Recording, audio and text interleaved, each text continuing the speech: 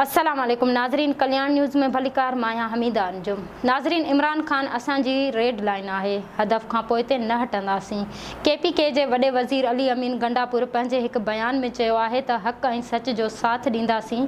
अल्लाह ताला खे सभिनी खां वधीक तकबर नापसंद आहे। तकबर फिरौन बि कयो हो, पर उन्ही जे घर में ई हज़रत मूसा अलैहिस्सलाम पैदा थियो हो।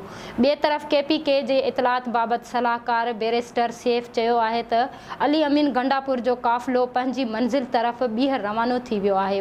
वधीक रुकावटूं न बीहारियूं वयूं त वॾो वज़ीर अली अमीन गंडापुर 1 कलाक में D चौक ते पहुची वेंदो। हिन चयो त असां मुहिबे वतन पाकिस्तानी आहियूं, इस्लामाबाद ते चढ़ाई न पिया करण वञूं। पुलिस रस्तनि में असांजे लाइ रंडकूं न बीहारे। पुलिस फ़ौज ऐं कानून लागू कंदड़ इदारनि जो एहतराम करियूं था।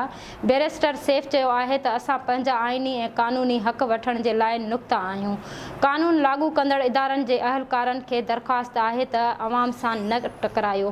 PTI बानी जे सॾ ते वापसि थींदासीं, ॿियो को बि ऑप्शन न आहे। PTI अॻवान चयो त अली अमीन गंडापुर ऐं कारकुननि सॼी राति बरहान इंटरचेंज जे भरिसां खुलियल आसमान हेठि गुज़ारी। सॼी राति अली अमीन गंडापुर ऐं संदसि काफ़िले में शिरकत कंदड़ कंटेनर्स हटाइण में मसरूफ़ रहिया।